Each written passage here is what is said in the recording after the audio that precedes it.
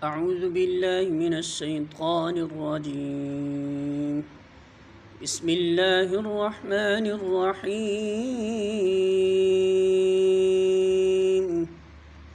فإذا قضيتم مناسككم فاذكروا الله كذكركم آباءكم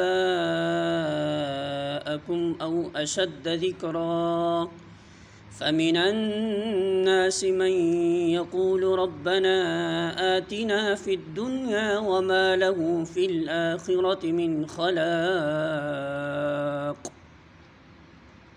سورۃ البقرہ آیت نمبر 200.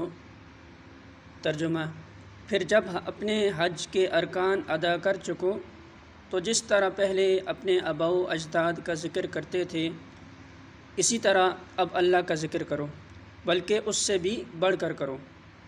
مگر اللہ کو یاد کرنے والے لوگوں میں بھی بہت فرق ہے. ان میں سے کوئی تو ایسا ہے جو کہتا ہے کہ اے ہمارے رب ہمیں دنیا ہی میں سب کچھ دے دے. ایسے شخص کے لیے آخرت میں کوئی حصہ نہیں. سورۃ البقرہ حاشیہ نمبر 221.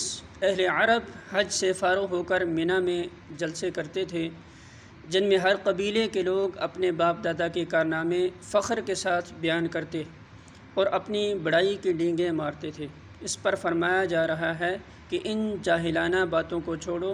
پہلے جو وقت فضولیات میں صرف کرتے تھے اب اسے اللہ کی یاد اور اس کے ذکر میں صرف کرو. اس ذکر سے مراد زمانہ قیام منی کا ذکر ہے.